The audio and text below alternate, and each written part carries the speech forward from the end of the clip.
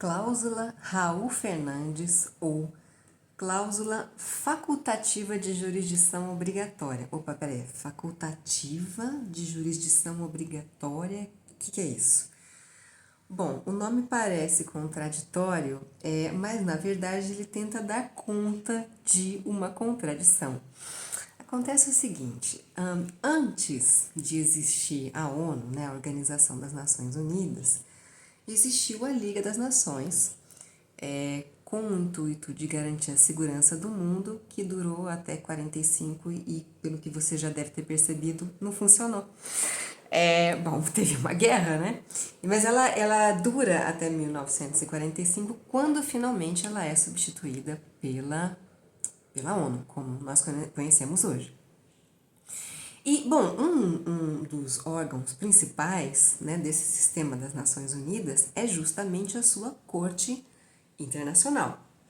E essa Corte Internacional, ela é praticamente no seu estatuto, na sua formulação, um Ctrl-C, Ctrl-V da Corte Permanente de Justiça, que era um órgão da Liga da Sociedade, da Liga das Nações.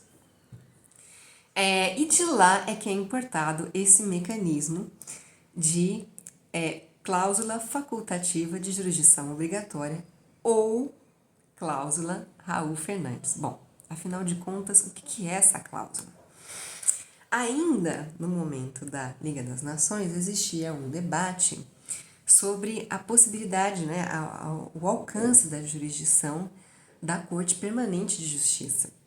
Se os países aderem à Liga das Nações, eles são automaticamente, eles têm que se submeter à jurisdição da Corte.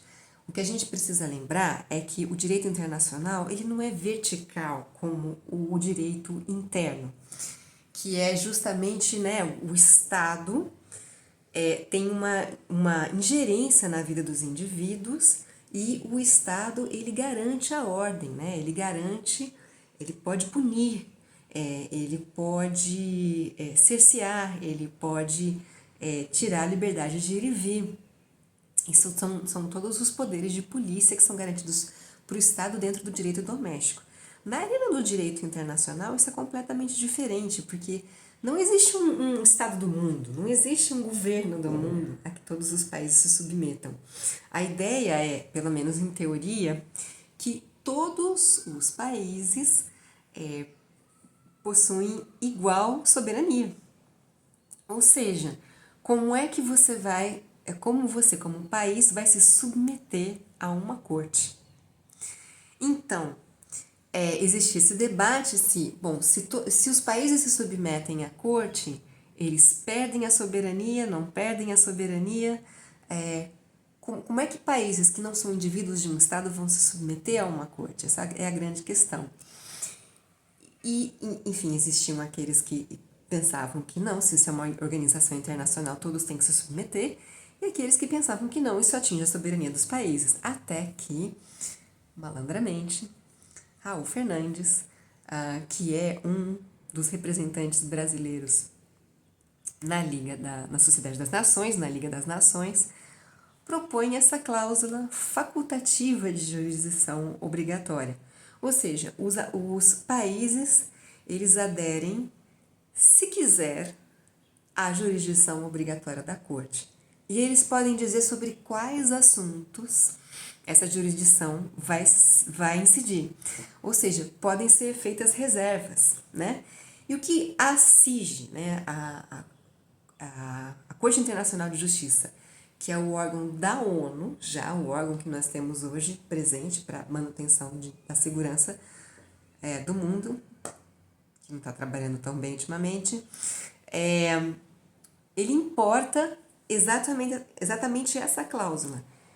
Vão se submeter à jurisdição da CIJ, vão se submeter à jurisdição da Corte Internacional de Justiça os países que aderirem à cláusula Raul Fernandes, ou seja, os países que aderirem à jurisdição obrigatória. Então, a partir do momento em que eles aderem à cláusula, eles estão dizendo que sim, a Corte tem competência para julgar contendas em que eles estejam envolvidos, mas eles podem dizer em que áreas isso não pode acontecer, quais são as áreas de reserva. Então, por exemplo, os países podem dizer, olha, desde que não atinja a minha segurança nacional, pode. Ou os Estados Unidos, que quando ocupa a Nicarágua e é julgado, né, a Nicarágua aciona os Estados Unidos na Corte Internacional de Justiça, os Estados Unidos vai lá e dá uma mudadinha na cláusula e fala assim, não, eu super aceito a jurisdição da Corte, desde que não seja em relação a contendas com países sul-americanos. Então, então a cláusula é isso, né? Ela, na verdade, assim, ela pode acabar sendo um grande passe livre dos países para dizer, não, eu super aceito, eu super acho que tem que haver uma corte para decidir questões internacionais e eu super me submeto, só não se for questão de comércio internacional e também se for em relação às minhas águas marinhas, e também não, e também em relação à minha segurança, aí não pode não. Então, bom, existem alguns países então que hoje em dia não se submetem a essa cláusula, eu vou ter que colar. Estão entre eles a Rússia, os próprios Estados Unidos, que acabaram saindo, e a China, por exemplo. E o Brasil? O Brasil não é signatário da cláusula Raul Fernandes, ainda que Raul Fernandes tenha sido o delegado brasileiro que propõe essa cláusula.